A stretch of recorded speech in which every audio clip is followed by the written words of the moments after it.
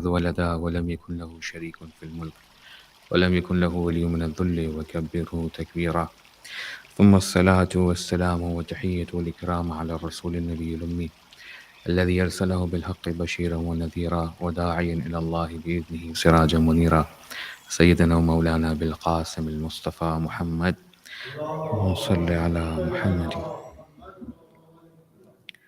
وعلى آله الطيبين الطاهرين الغر الميامين المعصومين الذين أذهب الله عنهم الرجس وطهرهم تطهيرا.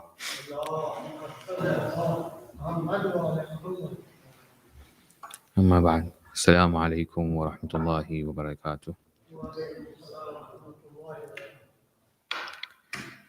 We thank Allah subhanahu wa ta'ala for the opportunity that another day of Juma is with us. In many riwayat traditions we find where it is called the Sayyidul Ayyam, a blessed day amongst the days of the week. There's khair and barakah on this day. You have a full surah dedicated with this particular name. There's ahkam to be followed. There's traditions that the Prophet ﷺ put in place. And the Muslimin got together and they followed those traditions. So this day is special for the Muslimin, where they gather and they get together and they remember Allah subhanahu wa ta'ala in a communal setting when they're together.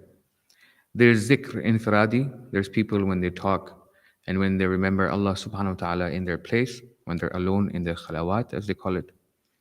But there's certain instances and certain acts where Allah subhanahu wa ta'ala recommends that everybody gets together and on a communal basis, when they're together, they remember Allah subhanahu wa ta'ala. وَاذْكُرُوا اللَّهَ كَثِيرًا, and they make a lot of dhikr of Allah subhanahu wa ta'ala. There's many reasons for that, we'll come to that. But the subject or topic I had in mind for this week was righteousness and how we understand righteousness.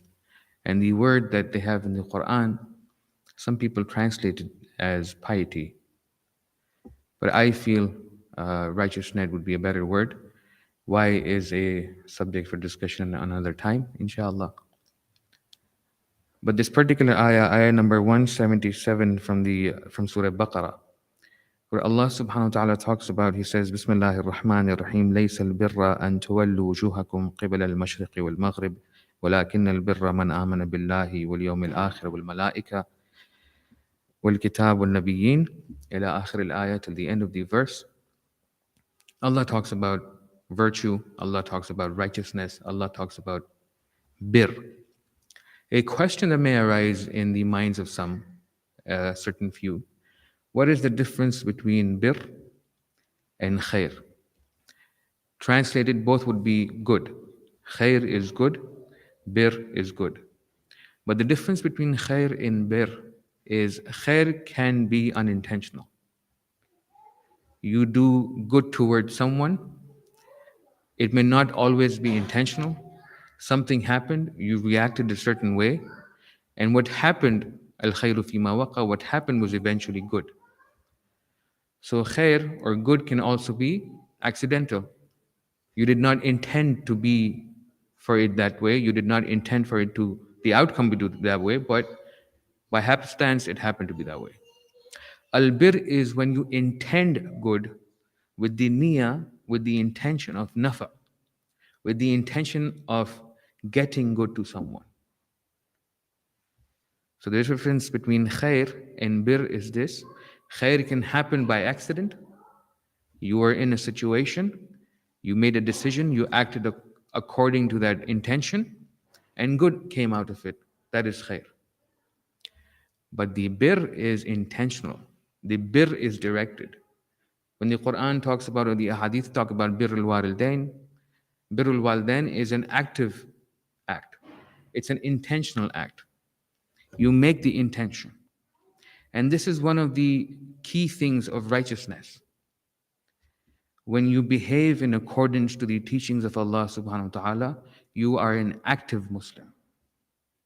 You are not a passive Muslim. Khair is good. Khair is goodness. Khair will not get you in trouble with Allah subhanahu wa ta'ala. Khair will not get you in trouble with the society. Khair will not get you in trouble with your brothers and sisters and community. But bir is an upgrade. Bir, talking in terms how children understand these days, bir will up your game. Bir is you actively deciding and intending, I intend to do good. I intend to be a certain way. Is to position yourself in a situation. My teacher, Allah give him a long life in Qom, would tell us, when I was younger, he would say, Sayyid Imran, sometimes you have to position yourself in a place where you're forced to be good. Especially when you're young, especially where you're impressionable, especially when you can be in a place, in a community, in a society, where when a word carries you with itself in different directions. Somebody says something and you feel a certain way, and then another person has another idea and he says something and you move another direction.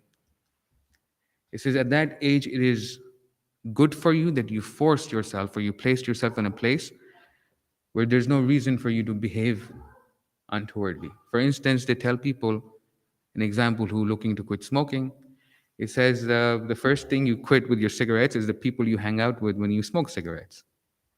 It's a good place to start because the longer you are with them, attributed, associated with them, if this is a habit you choose to drop, is the longer you're associated with them, the difficult it is to fight the urge of what? Of quitting to smoke. That is like everything in life. Somebody wants to pick up a habit, let's say he decides he wants to go to the gym. They said the first thing you do is you pick a partner or a spot or a mentor or a trainer. So he is someone who's with you alongside. Because as is experienced, many people can do things alone in life. Some people have that ability, but many people need a partner. Also, you find in the mafhum of the riwayah, every time you pick a tariq, every time you pick a journey, every time you pick a destination, identify the rafiq first, and then the tariq. Who will accompany you on this trip, on this journey, and then you carry on with your tariq. This is a good practice to identify and to stay accountable. So khair is a good outcome, not necessarily intentional, but bir is very intentional. Bir is very directed. Bir is by design. You design bir. And if you look at the ayat and the riwayat of Allah, and the riwayat from the Ahl Bayt and the ayat from Allah subhanahu wa ta'ala, you come to understand many a times in life it's okay to be passive. But on a communal level, on a societal level, on a self level, a passive Muslim is considered a weak Muslim in that particular moment. This ayah I chose because Allah is asking the Prophet to tell the Muslimin, He says, righteousness is not to turn your faces to the east or the west. Rather, righteousness is personified by those who have faith in Allah and the last day, the angels, the book, and the prophets, and who give their wealth for the love of Him. And then the ayah continues. This is a choice each and every Muslim makes individually. Yes, we gather on the day of Friday. And what this gathering does is it helps us to come with and connect with people who are walking in the same direction. If we're headed in a particular direction and I have companions and company and people who are with me, it makes my journey easier. Because those who are a few steps ahead of me can tell me exactly what the road looks like ahead of me. The potholes, the turns, the obstacles that I had not foreseen, and those who are behind him, I can be a guide to them. Because the more I help the people behind me or under me or below me, in a manner of saying, the faster I will progress. On this blessed day of Jum'ah, many things we can learn from the Qur'an and the teachings of the Ahlul Bayt alayhim salatu salam.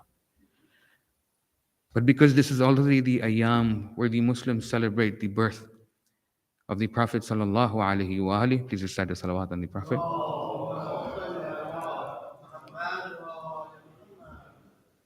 The 12th or the 17th of Rabiul Awwal, however, you historically take what you say to be accurate. But sallallahu ala Rasul, the beautiful thing about the Prophet was in his speech, the humility, in his action, His being down to earth was very prominent and very shown. Somebody asked him, and in a riwayah he says, Sayyidul Qawm. If you call someone a Sayyid, Sayyidul Qawm, or the leader of the Qawm, he says, Sayyidul Qawm khadimuhum. The head of a tribe or the head of a nation is the one that serves the nation, is the khadim of that nation, is the one who behaves very humbly. And what does the khadim do? The khadim works and operates to uplift the master. He is making khidmah so your quality of life can improve. And Muhammad al-Mustafa sallallahu alayhi wa alihi, in all days of his life, in all moments of his living, has proven this time and time again. Muhammad does not live for himself. Muhammad does not function solely for himself. It is in his words he says, when one part of the body hurts, all part of the bodies feel pain. And this is how the Muslim brother and the Muslim sister is towards each other. The action of active righteousness. Yes, you become complacent sometimes when you're part of a community, and the community progresses and you progress with the community. Alhamdulillah Rabbil Alameen. When you find the right community and you're on the right bus, even if you're sleeping as a passenger, you'll get to the destination as long as the driver is awake. Allah save us from the day when the driver falls asleep and everybody in the car is awake. But this one journey, when you are on this bus moving towards Allah subhanahu wa ta'ala, everyone has to move actively towards Allah subhanahu wa ta'ala, because every peg and every individual is important. It is not one man's job to move the community towards Allah subhanahu wa ta'ala. It is not for Muhammad to come, be born in Mecca, live in the mountains, receive wahi and die in the Ghar Hira or anything. No, he comes down, he shares revelation, he tells you what was revealed from Allah subhanahu wa ta'ala. This blessing that is Muhammad al-Mustafa sallallahu alayhi wa alihi, Allahumma salli ala Nabiyyina Muhammad, is not for himself only. This is the connection, this is the hablul ittisal. This is how the makhluk connects with the khaliq, and Muhammad is the key sallallahu alayhi wa alihi. His teachings, his actions, his life emulate and take from him lesson. This is why it's interesting, and please go back when you have time and read this ayah one more time, where Allah subhanahu wa ta'ala, ayah number 177 of Surah Baqarah, where Allah talks about لَيْسَ الْبِرْ أَن تُوَلُّوا, till he says وَلَكِنَّ الْبِرْ, but rather bir, or righteousness, is not ma. It's not ma'ul mawsula as the students would understand. It is man. Allah is not talking about ideals here. Allah is talking about people. Starting with the Prophet sallallahu alaihi wasallam as the prime example. وَلَكُمْ فِي رَسُولِ اللَّهِ أُسْوَةٌ حَسَنَةٌ. And then people, whoever, this door is open. And then he talks about the sifat, who believes in Allah, who believes in the book, who believes in the angels. And when you look at this ayah, please go back. I may not have the time to expound on the depth and the details of this ayah, but when you go back, ayah number 177 of Surah Baqarah, and you look at the lata'if, many ulama would come and say most of the deen, if not all of the deen, has been khulasa, has been summarized in this particular verse, ayah 177. What is bir? What is righteousness? What is piety? What is the tariq ila Allah subhanahu wa ta'ala? It talks about iman, it talks about how you behave with people, and it talks about actions. When you look at the hadith corpus, and again, bir is intentional. Sometimes I behave kindly towards my fellow people because this is my disposition, because maybe this is my personality, because maybe this was my upbringing, howsoever you define it or put me or class me as. But because bir is intentional, because bir is the effort you need to make, because at the end of the day, Allah subhanahu wa ta'ala will question each and every one of us for our actions. The ulama are present here. When you ask them, when you look at the hadith corpus, and they talk about the afterlife, nothing will help man in his loneliness in this qabr. He has his salat and his saum and his fasting and his prayers and his belief system. but it was his behavior towards other human beings. It is how I behave with my fellow human beings. The qaid does not exist in many ahadith where it talks about it should be your behavior towards your Muslim. Yes, your behavior towards your Muslim and your mu'min brother and sister, that is a ideal benchmark. But to talk about humanity, it is how you behave as human beings with other human beings. If anything is to save you tomorrow on the day of judgment from the wrath of Allah subhanahu wa ta'ala, is your behavior towards other human beings and your akhlaq towards other human beings. Man la yarham la yurham.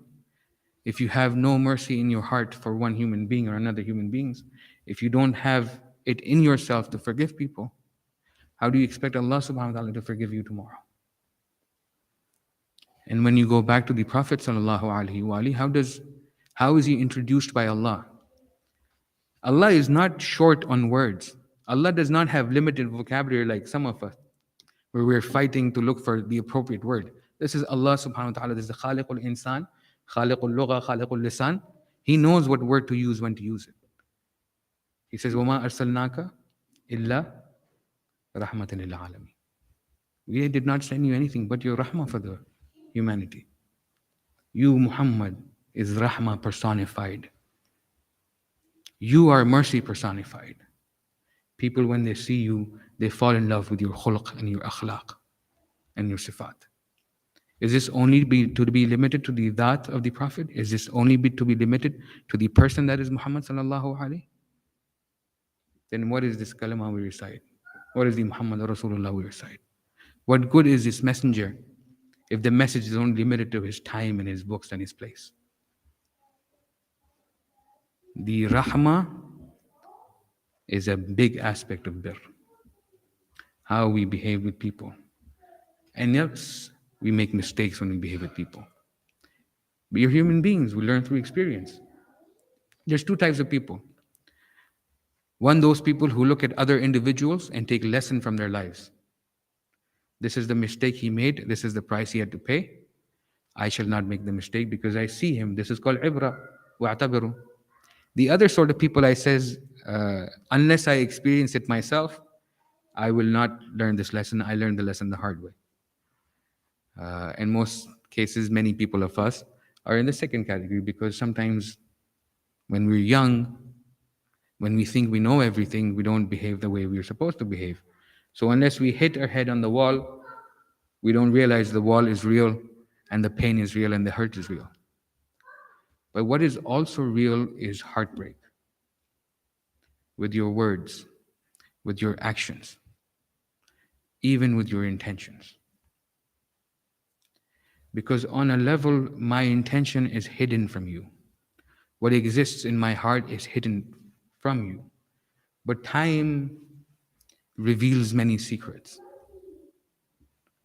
My action towards you are sincere.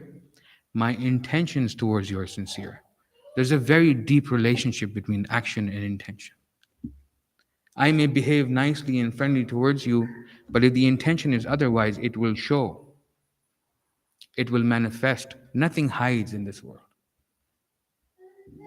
فَمَنْ يَعْمَلْ مِثْقَالَ ذَرَّةٍ خَيْرًا يَرَى and شَرًّا يَرَى. It is shown. And the promise is not only for the hereafter. The promise is in this dunya. If I do not sincerely love you as my Muslim brothers and my Muslim sisters, it will manifest, it will show. What I have to share, I will share. What I have to learn, I will learn. This is righteousness. It's not to go left and right as the ayah speaks about.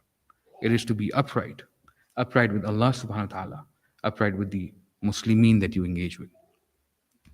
Bismillahir Rahmanir Rahim. Wal Asr. Innal insana lafi khusr. Illa alladhina amanu wa amilus salihati wa tawasaw bil haqqi wa tawasaw bis sabr.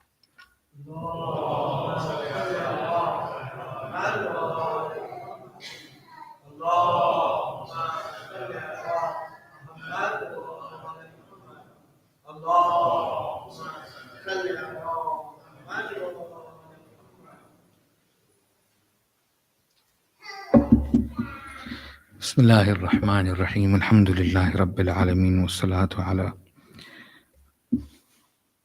نبيه الكريم وعلى آله الطيبين الطاهرين اللهم صل على محمد وآل محمد وعجل في فرجهم يا كريم.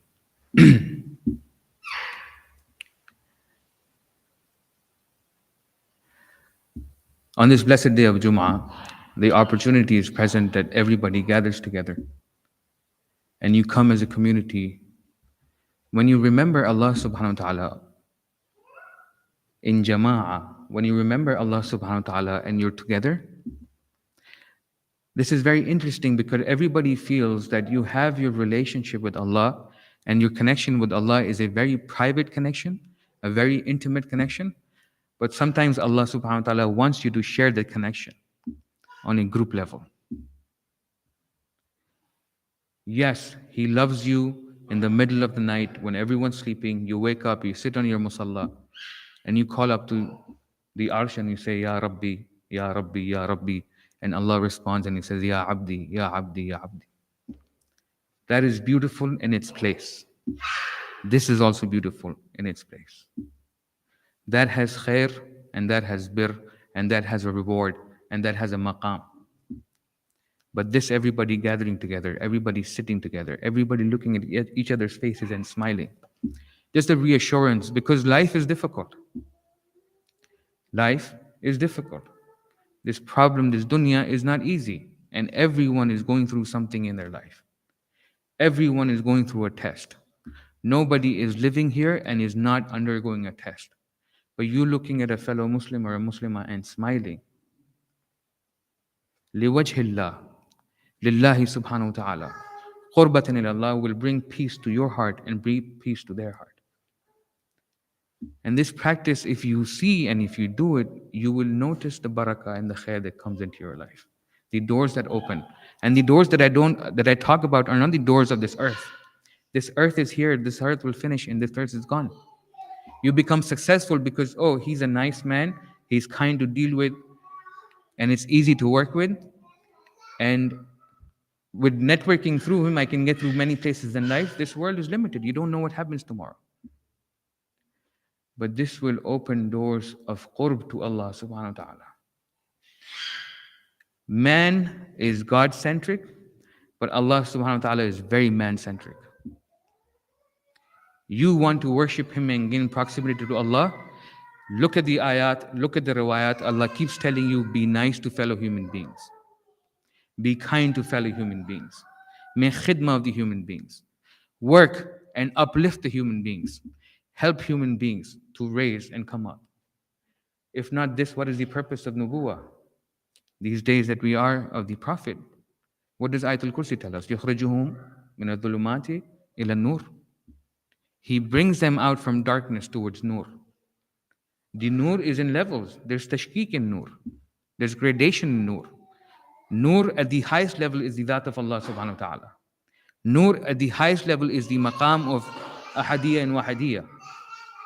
But nur at our level is bringing people out from problems and situations. Please recite the salawat on Muhammad wa Muhammad. I wasn't being troubled.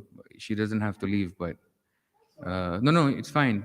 This actually is, there's khair and barakah. There's isma with children. Allah give them a long life. May their family and parents be happy. This is life. We sit down and we get bored and we're listening, we're talking boring. Like, this is how children are living. There's no worry because they know the parent is here. We worry because we forget Allah is here. The child is living, the child is happy because he knows he is in a safe place. Allah keeps telling you, make the earth safe for yourself and for the others. So we all are happy like children. Worry free because we're all in the mahdar of Allah subhanahu wa ta'ala. He watches over us. He sees us. In the worst of situations, when you look at the Prophet, the person who's telling you that your heart may be sad but your face is smiling, in the worst of situations, how do you think he's behaving? He's smiling at you. He says, life is difficult. We're in Shayb Abi Talib. It's difficult, but it's short. Tomorrow they will understand. Tomorrow they will come. And they did. On the day of Fath al-Makkah, many people came. He says, Muhammad, you were misunderstood. We thought you were like everybody else. But divinity walked with Muhammad, in Muhammad, by Muhammad, sallallahu alayhi wa sallam. How do you live a carefree life like that beautiful child? You leave your worries to Allah subhanahu wa ta'ala. This is birr. Don't look left, don't look right. Have iman on the book, have iman in Allah, in the prophets. Look towards Allah subhanahu wa ta'ala. Everything will be okay. Life is short. And when we gather each other, وَتَوَاصَوْا بِالْحَقِّ وَتَوَاصَوْا بِالصَّبْرِ. We remind each other what? Al-Haq. What is Haq? Allah is Haq. Ma'ad is Haq. Qur'an is Haq. Nabi is Haq. This world is temporary, is Haq. وَتَوَاصَوْا بِالصَّبْرِ. Let's be patient in this time. This too shall pass. Like everything else, this too shall pass. وآخر دعوانا الحمد لله رب العالمين بسم الله الرحمن الرحيم قل هو الله أحد الله الصمد لم يلد ولم يولد ولم يكن له كفوا أحد.